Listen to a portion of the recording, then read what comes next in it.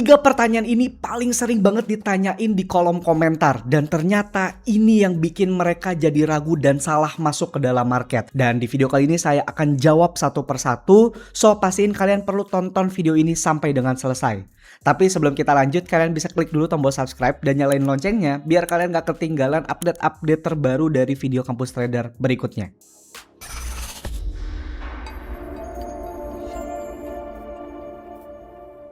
Di semua video yang saya publish di dalam channel Kampus Trader, saya kan selalu sharing sama kalian teknikal ya, bagaimana caranya trading di dalam market. Saya udah share metodenya, very simple, sangat simple, dan ini kalian bisa lakukan secara objektif dan konsisten setiap hari tanpa perlu gonta-ganti strategi. Bagi saya ini sangat-sangat simple banget, tapi ternyata ada 3 pertanyaan berulang yang selalu ada di setiap video yang saya share ke kalian di channel Kampus Trader. Dan ini bisa bikin mereka secara entry jadi ragu-ragu dan malah salah masuk ke dalam market. Nah, saya perlu beresin hal ini nih. Pertanyaan yang pertama adalah tentang time frame. Pertanyaan yang paling sering tentang time frame ini kayak gini, Bang, metode ini bisa nggak digunakan di time frame kecil atau cuma bisa di time frame 1 jam aja? Saya suka di time frame kecil nih, saya seorang scalper. Di time frame 1 menit bisa nggak? 5 menit bisa nggak? Valid nggak? Atau di time frame berapa sih Bang sebetulnya yang valid menggunakan metode ini? Dan pertanyaan berikutnya, Bang, kok tren di time frame 1 menit ini beda ya sama tren di time frame 1 jam? Saya harus ngikutin yang mana? Nah, ini sekarang saya jawab singkatnya kayak gini. Di semua time frame menggunakan metode apa yang sudah saya share sama kalian di setiap video di channel Kampus Trader ini bisa dilakukan. Jadi kalian mau tradingnya di time frame 1 menit kayak di time frame 5 menit, 10 menit, 30 menit, 1 jam, 4 jam, terserah kalian.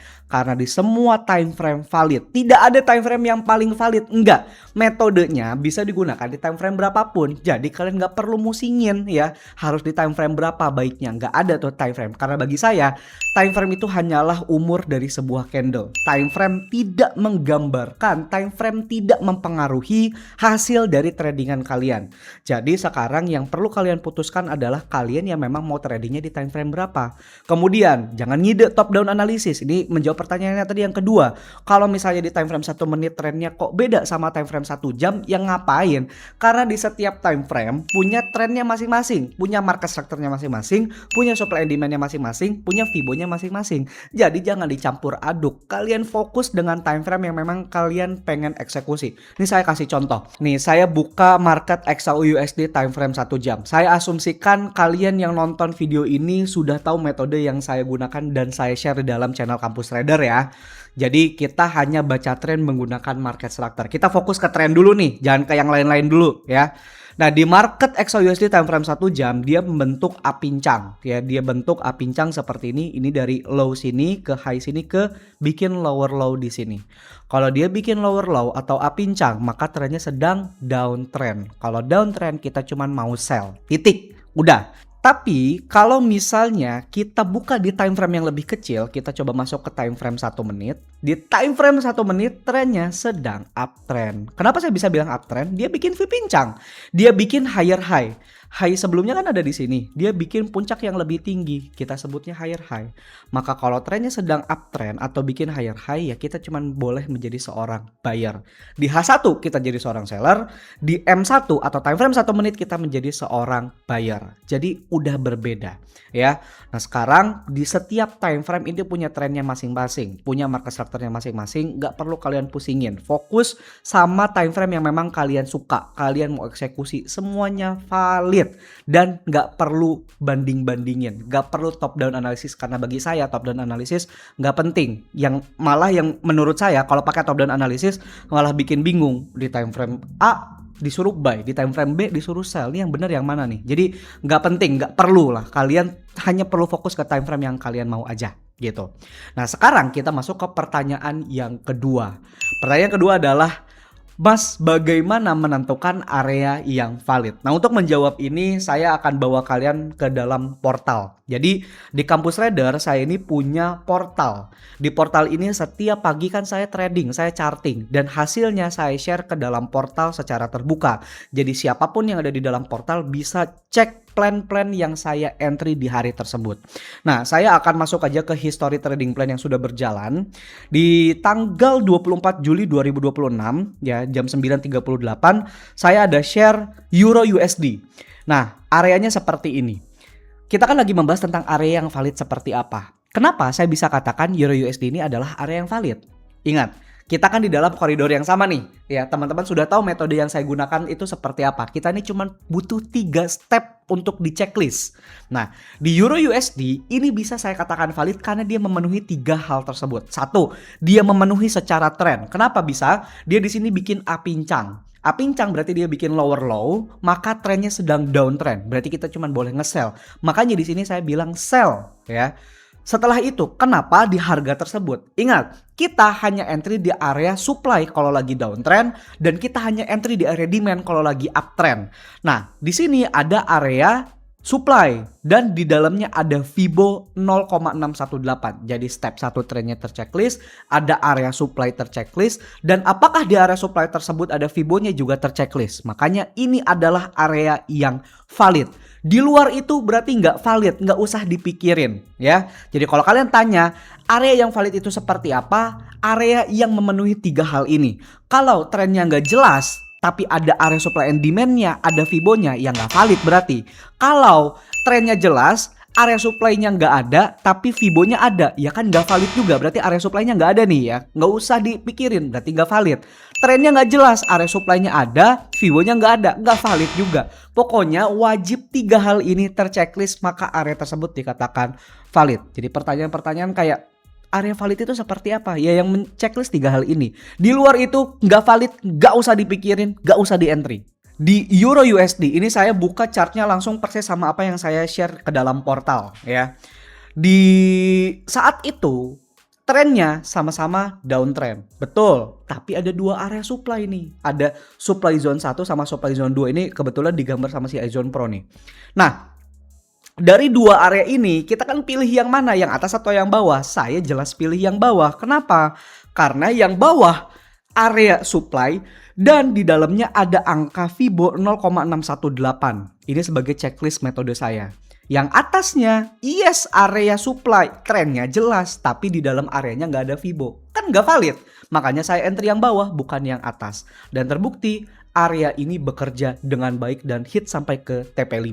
Sesuai dengan apa yang saya share ke dalam portal. Hit sampai ke TP5. Jadi kalau misalnya kalian mau lihat area-area valid seperti apa yang biasanya saya ambil setiap hari, kalian bisa join ke dalam portal. Kalian bakalan tahu nih. Oh, jadi sebetulnya kalian bisa sebagai benchmark aja sih. Kalian terbiasa melihat area supply and demand yang valid itu seperti apa. Very simple kok. Cuma 3 hal, saya nggak mikirin hal-hal yang lain. Saya hanya entry ketika trennya jelas. Saya hanya entry di area supply and demand. Dan di dalamnya ada Fibo level. Saya pakai 2 level 0,618 atau 0,382. Titik. Di luar itu nggak valid dan nggak saya akan entry.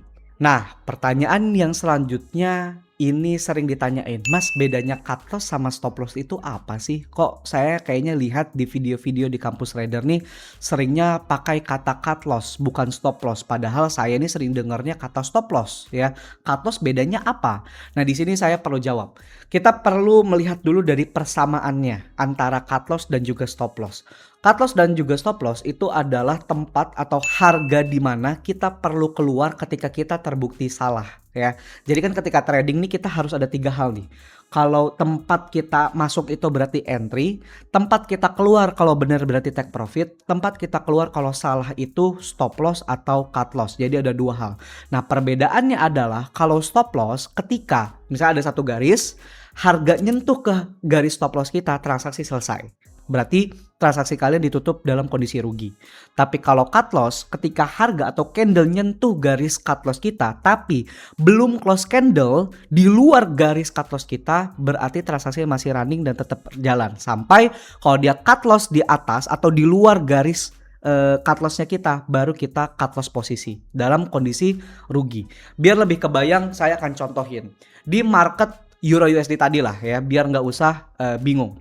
Nah, Ini kan adalah area yang akan saya entry. Kebetulan juga ini saya share ke dalam portal kan, jadi bisa divalidasi nih sama kalian. Kita akan menuhin dulu area entry-nya di mana. Area entry ketika lagi sell itu pasti ada di bawah. Proksimalnya selalu dekat dengan harga sekarang.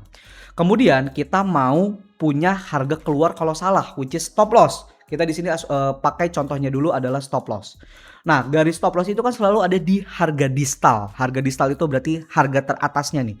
Kalau di tools iZone Pro ini dia udah ngasih tahu proksimalnya di harga 1.14069, distalnya di harga 1.14151. Artinya distal ini harga tempat kita untuk stop loss. Nah, ketika harganya running nih saya jalanin ya. Kita kan pending order, ya kan? Di sini harga kejemput. Di sini harga kejemput. Posisi kita transaksinya running, tapi ya ini saya potong dikit aja. Ketika candle warna merah ini dia menyentuh garis stop loss kita, ya. Harga nyentuh garis SL. Artinya keluar dalam kondisi rugi. Selesai transaksi kalian. Nah, kita pakai TP terjauh lah. Kita ngambil TP5 ya. Kita pasang garis di harga TP5-nya. Warnanya warna hijau. Setelah harga nyentuh garis stop loss-nya kita, ternyata harganya balik gerak dan hit sampai ke TP5 kita. Mungkin sebagian dari kalian berpikir kayak, wah ini gila nih, ini SL Hunter nih. Padahal gue tadi bisa TP kan, tapi jadinya nggak TP, keburu SL duluan baru kena TP. Oh kalian nggak tahu, ada nggak yang relate kayak begitu?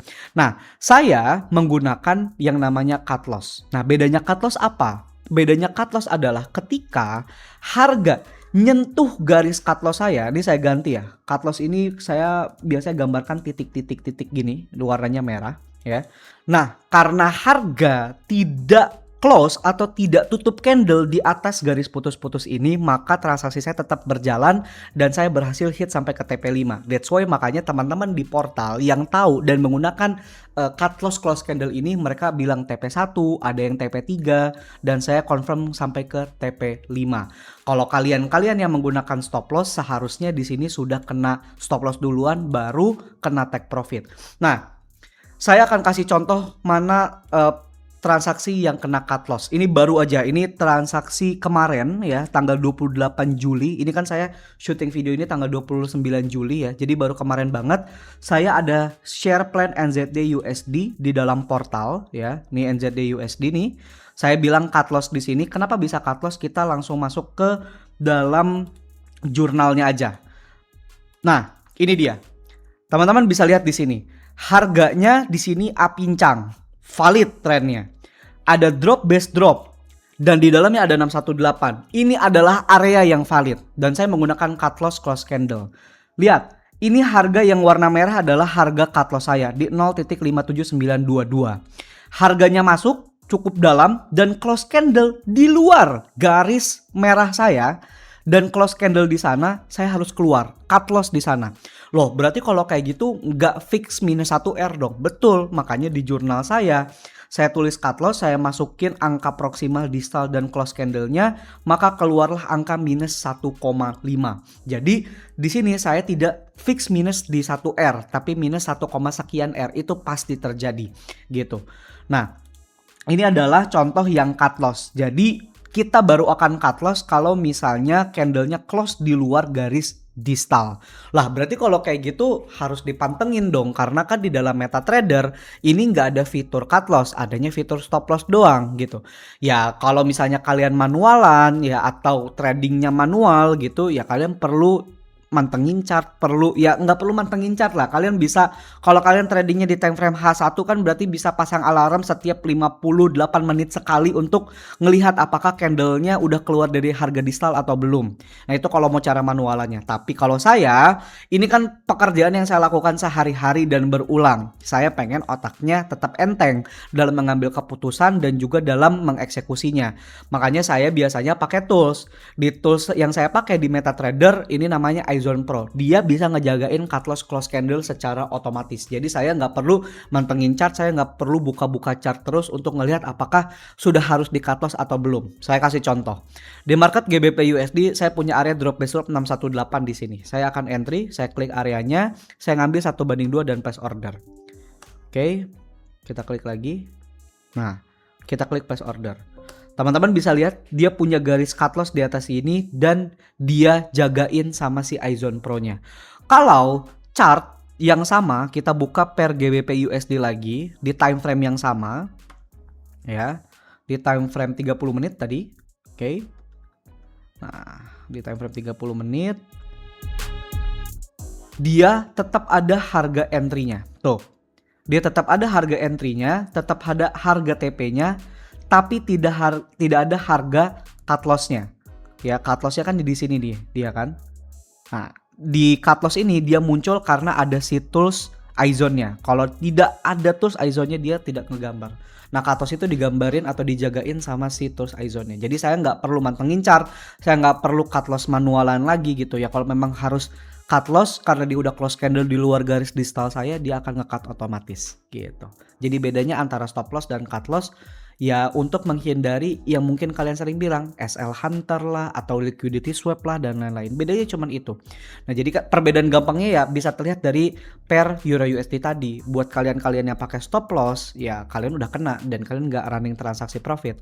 Tapi karena saya dan teman-teman di portal komunitas Kampus Trader menggunakan cut loss, mereka dapetin take profit yang banyak ya. Ada yang TP1, TP3, bahkan ada yang sampai TP5 juga gitu. Makanya di portal saya selalu bilang cut loss bukan stop loss gitu. So gitu ya teman-teman. Jadi semoga menjawab pertanyaan-pertanyaan ini. Saya sangat sortir banget pertanyaan yang paling sering berulang di setiap video-video yang ada. Ini pertanyaan yang paling sering muncul dan semoga setelah kalian tonton video ini jadi tercerahkan. Kalau misalnya kalian punya pertanyaan-pertanyaan yang masih meragukan kalian ketika entry di dalam market, kalian boleh komen di kolom komentar di bawah. Nanti saya akan buatin videonya lagi khusus buat menjawab pertanyaan-pertanyaan tersebut.